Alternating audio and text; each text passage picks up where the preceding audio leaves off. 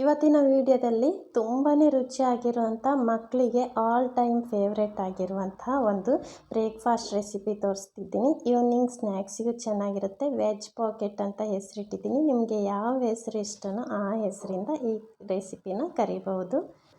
ಮೊದಲಿಗೆ 1 ಕಪ್ಪಷ್ಟು ಗೋಧಿ ಹಿಟ್ಟು ಹಾಕ್ಕೊಂಡೆ. ನಂತರ ರುಚಿಗೆ ತಕ್ಕಷ್ಟು ಉಪ್ಪು, 1/4 ಟೀ ಸ್ಪೂನಷ್ಟು ಅಜ್ವಾನ ಹಾಕ್ಕೊಂಡಿದ್ದೀನಿ. ಓಮ್ ಅಂತೀವಿ ನೋಡಿ, ಅದನ್ನು ಹಾಕ್ಕೊಂಡಿದ್ದೀನಿ. ಅದು ತುಂಬಾ ಒಳ್ಳೆಯದು, ಜೀರ್ಣ ಶಕ್ತಿಗೆ ನಮಗೆ ಹೆಲ್ಪ್ ಮಾಡುತ್ತೆ. ನಂತರ ಸ್ವಲ್ಪನೇ ನೀರು ಹಾಕ್ಕೊಂಡು ನಾವು ಚಪಾತಿನ ಯಾವ ರೀತಿ ನಾದ್ಕೊಳ್ತೀವಿ ನೋಡಿ, ಅದೇ ರೀತಿ ಚೆನ್ನಾಗಿ ಸಾಫ್ಟಾಗಿ ನಾದ್ಕೋಬೇಕು. ಆದಷ್ಟು ಚೆನ್ನಾಗಿ ನಾದ್ಕೊಳ್ಳಿ, ನಾದ್ಕೊಂಡಷ್ಟು ತುಂಬಾ ಸಾಫ್ಟಾಗಿ ಚೆನ್ನಾಗಿ ಬರ್ತದೆ. ಚಪಾತಿನ ನಾವು ಯಾವ ರೀತಿ ನಾದ್ಕೊಳ್ತೀವೋ ಅದೇ ರೀತಿ ಮಾಡಿಕೊಂಡ್ರೆ ಸರಿ. 3ರಿಂದ 4 ನಿಮಿಷ ಚೆನ್ನಾಗಿ ನಾದ್ಕೊಳ್ಬೇಕು. ನೋಡಿ, ನಾನಿಲ್ಲಿ ನಾದ್ಕೊಂಡು ಇಟ್ಕೊಂಡಿದ್ದೀನಿ. ಇದನ್ನು ಒಂದು 10 ನಿಮಿಷ ಸೈಡ್ ಇಟ್ಕೊಳ್ತಾ ಇದ್ದೀನಿ. ಈ ರೀತಿ ಕ್ಲೋಸ್ ಮಾಡಿಬಿಟ್ಟು ಸೈಡ್ ಇಟ್ಕೊಳ್ಳಿ. ನಂತರ ಒಂದು ಬೇಯಿಸಿರುವಂಥ ಆಲೂಗಡ್ಡೆನ ತೊಗೊಂಡಿದ್ದೀನಿ. ಅದನ್ನು ನಾನು ಈ ರೀತಿ ತುರ್ಕೊಂಡು ತಗೊಳ್ತಾ ಇದ್ದೀನಿ. ಯಾಕೆಂದರೆ ಉಂಡೆ ಇರೋ ಬೇಡ ಅಂತ ಈ ರೀತಿ ತುರ್ದ್ಬಿಟ್ಟು ತಗೊಳ್ತಾ ಇದ್ದೀನಿ.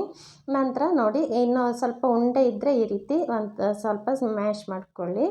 ನಂತರ ಅದಕ್ಕೆ ಸಣ್ಣದಾಗಿ ಹೆಚ್ಚಿರುವಂಥ ಈರುಳ್ಳಿ ಹಾಕ್ಕೊಂಡಿದ್ದೀನಿ. 1 ಈರುಳ್ಳಿ ತೊಗೊಂಡಿದ್ದೆ. ನಂತರ 1 ಕ್ಯಾರೆಟನ್ನು ತೊಗೊಂಡಿದ್ದೀನಿ. 1 ಕಪ್ಪಷ್ಟು ಆಗಿದೆ. ಅದನ್ನು ತುರಿದುಬಿಟ್ಟು ತೊಗೊಂಡಿದ್ದೀನಿ. ನಂತರ ಹಸಿಮೆಣಸು ಸ್ವಲ್ಪ ಖಾರಕ್ಕೆ, ನಂತರ ಸ್ವಲ್ಪ ಕೊತ್ತಂಬರಿ ಸೊಪ್ಪು, 1 ಟೀ ಸ್ಪೂನಷ್ಟು ಜಜ್ಜಿರುವಂಥ ಶುಂಠಿ, ನಂತರ 1/4 ಟೀ ಸ್ಪೂನಷ್ಟು ಅರಿಶಿನ ಪುಡಿ, ಅರ್ಧ ಟೀ ಸ್ಪೂನಷ್ಟು ಕೊತ್ತಂಬರಿ ಪುಡಿ, ನಂತರ 1 ಟೀ ಸ್ಪೂನಷ್ಟು ಕೆಂಪು ಮೆಣಸಿನ ಪುಡಿ, ನಂತರ ಒಂದು ಅರ್ಧ ಟೀ ಸ್ಪೂನಷ್ಟು ಗರಂ ಮಸಾಲ ಪೌಡರ್ ಹಾಕ್ಕೊಂಡಿದ್ದೀನಿ. ನಂತರ 1 ಟೀ ಸ್ಪೂನಷ್ಟು ಚಾಟ್ ಮಸಾಲ ಪೌಡರ್ ಹಾಕ್ಕೊಂಡು, ನಂತರ ರುಚಿಗೆ ತಕ್ಕಷ್ಟು ಉಪ್ಪು ಹಾಕ್ಕೊಂಡಿದ್ದೀನಿ. ನಾನು ಹಿಟ್ಟಿಗೂ ಸಹ ಉಪ್ಪು ಹಾಕ್ಕೊಂಡಿದ್ದೆ, ಇದಕ್ಕೆ ಸ್ವಲ್ಪ ಹಾಕ್ಕೊಳ್ತಾ ಇದ್ದೀನಿ. ನಂತರ ಚೆನ್ನಾಗಿ ಅದನ್ನು ಮಿಶ್ರಣ ಮಾಡ್ಕೋಬೇಕು.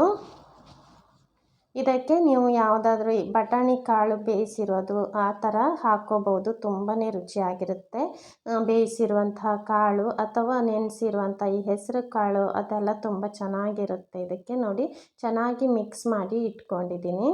ಒಂಥರ ಚಾಟ್ಸ್ ಥರನೂ ಆಗುತ್ತೆ, ನಂತರ ಬ್ರೇಕ್ಫಾಸ್ಟಿಗೆ ಆಗುತ್ತೆ. ನೀವು ಸಂಜೆ ಮಕ್ಕಳು ಸ್ಕೂಲಿಂದ ಬಂದಾಗ ಈ ರೀತಿ ಮಾಡಿಕೊಡಿ, ಹೆಲ್ದಿಯಾಗಿರುತ್ತೆ. ಒಮ್ಮೆ ನೀವು ಖಂಡಿತವಾಗಿ ಟ್ರೈ ಮಾಡಿ ನೋಡಿ. ಹಿಟ್ಟನ್ನು ನಾನು ಇನ್ನೊಮ್ಮೆ ಚೆನ್ನಾಗಿ ನಾದ್ಕೊಳ್ತಾ ಇದ್ದೀನಿ. ನಂತರ 1 ಲಿಂಬೆ ಆಕಾರ ಸೈಜಲ್ಲಿ ಹಿಟ್ಟನ್ನು ತಗೊಳ್ತಾ ಇದ್ದೀನಿ. ನಂತರ ಇದನ್ನು ನಾವು ಚಪಾತಿನ ಲಟ್ಸ್ತೀವಲ್ಲ ಅದೇ ರೀತಿ ಲಟ್ಸ್ಕೊಳ್ಳೋದು. ಸ್ವಲ್ಪ ಹಿಟ್ಟು ಹಾಕ್ಕೊಂಡು ತೆಳ್ಳಗೆ ಲಟ್ಸ್ಕೊಳ್ಳಿ. ತುಂಬಾ ರುಚಿಯಾಗಿರುತ್ತೆ, ತುಂಬ ಕ್ವಿಕ್ಕಾಗಿ ಮಾಡ್ಕೋಬಹುದು. ಸೇಮ್ ಅದೇ ಚಪಾತಿ ತಿನ್ನೋಕ್ಕಿಂತ ಈ ರೀತಿ ಮಾಡ್ಕೊಂಡು ತಿಂದರೆ ತುಂಬಾ ರುಚಿಯಾಗಿರುತ್ತೆ. ನೋಡಿ, ಲಟ್ಸ್ಕೊಂಡಿದ್ದೀನಿ. ಇದನ್ನು ನಾನು ಮೀಡಿಯಮ್ ಫ್ಲೇಮಲ್ಲಿ ತವಾ ಬಿಸಿ ಮಾಡಿ ಇಟ್ಕೊಂಡಿದ್ದೀನಿ. ಅದರಲ್ಲಿ ಹಾಕ್ತಾಯಿದ್ದೀನಿ. ಮೀಡಿಯಮ್ ಫ್ಲೇಮಲ್ಲಿ 2 ಕಡೆ ಸ್ವಲ್ಪ ಗುಳ್ಳೆ ಬರೋ ತನಕ ಈ ರೀತಿ ಬೇಯಿಸ್ಕೋಬೇಕು.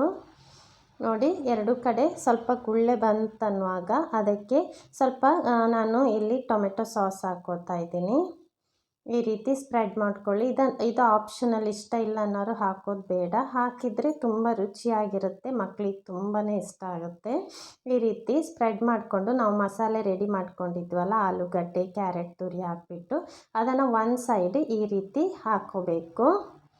ನಂತರ ಫ್ಲೇಮನ್ನು ಲೋ ಮಾಡಿ ಇಟ್ಕೊಳ್ಳಿ. ಫ್ಲೇಮನ್ನು ಲೋ ಮಾಡಿಕೊಂಡು ಈ ರೀತಿ ಹಾಕ್ಕೊಳ್ಳಿ. ಇನ್ನೊಂದು ಕಡೆ ಈ ರೀತಿ ಕ್ಲೋಸ್ ಮಾಡಿಬಿಟ್ಟು 2 ಕಡೆ ಸ್ವಲ್ಪ ಚಪಾತಿ ಕೆಂಪು ಬಣ್ಣ ಬರೋ ತನಕ 2 ಕಡೆ ಬೇಯಿಸ್ಕೋಬೇಕು. ನಾವು ಹಾಕಿರುವಂಥ ಮಸಾಲೆಗೆ ಆಲೂಗಡ್ಡೆನ ಬೇಯಿಸ್ಕೊಂಡಿದ್ದೆ, ಮತ್ತು ಯಾವುದು ಏನು ಬೇಯಿಸ್ಕೊಂಡಿಲ್ಲ. ಅದೆಲ್ಲ ಬೇಯಿಸ್ಕೋಬೇಕಂತ ಇಲ್ಲ. ಕ್ಯಾರೆಟ್ ತುರಿ ಎಲ್ಲ ಹಸಿಯಾಗಿದ್ದರೆ ತುಂಬ ಚೆನ್ನಾಗಿರುತ್ತೆ. ಇದರಲ್ಲೇ ಈಗ ಸ್ವಲ್ಪ ಬೇಯುತ್ತೆ, ಅಷ್ಟೇ ಬೆಂದರೆ ಸಾಕು. ನಂತರ ನೋಡಿ, 2 ಕಡೆ ಎಣ್ಣೆ ಅಥವಾ ತುಪ್ಪ, ಬೆಣ್ಣೆ ಯಾವುದಾದ್ರೂ ಈ ರೀತಿ ತಾಗಿಸ್ಕೊಳ್ಳಿ, ತುಂಬಾ ರುಚಿಯಾಗಿರುತ್ತೆ. ನಂತರ 2 ಕಡೆ ಸ್ವಲ್ಪ ಕೆಂಪು ಬಣ್ಣ ಬರೋ ತನಕ ಚೆನ್ನಾಗಿ ಅದನ್ನು ಬೇಯಿಸ್ಕೋಬೇಕು. ಈ ರೀತಿ ಮಧ್ಯದಲ್ಲಿ ಸ್ವಲ್ಪ ಬೇಯಿಸ್ಕೋಬೇಕಾಗುತ್ತೆ. ಈ ರೀತಿ ಮಧ್ಯವನ್ನು ಈ ರೀತಿ ಮಾಡ್ಕೊಂಡು ಇಟ್ಕೊಳ್ಳಿ 1 ನಿಮಿಷ, ಆವಾಗ ಚೆನ್ನಾಗಿ ಬೇಯ್ತದೆ. ನೋಡಿ, 2 ಕಡೆ ಕೆಂಪು ಬಣ್ಣ ಬಂದಿದೆ, ಒಳಗಡೆನೂ ಸ್ವಲ್ಪ ಬೆಂದಿರುತ್ತೆ. ನೋಡಿ, ತುಂಬಾ ರುಚಿಯಾಗಿರುತ್ತೆ. ಎಷ್ಟು ಸುಲಭವಾಗಿ ಒಂದು ಹೆಲ್ದಿಯಾಗಿರುವಂಥ ಬ್ರೇಕ್ಫಾಸ್ಟ್ ರೆಸಿಪಿ, ಸ್ನ್ಯಾಕ್ಸ್ ರೆಸಿಪಿ ಅಂತಲೂ ಹೇಳ್ಬೋದು. ತುಂಬಾ ರುಚಿಯಾಗಿರುತ್ತೆ. ಒಮ್ಮೆ ಟ್ರೈ ಮಾಡಿ ನೋಡಿ. ನನ್ನ ಈ ರೆಸಿಪಿ ನಿಮ್ಗೆ ಇಷ್ಟ ಆದರೆ ಲೈಕ್ ಮಾಡಿ, ಶೇರ್ ಮಾಡಿ. Thank you so much for watching.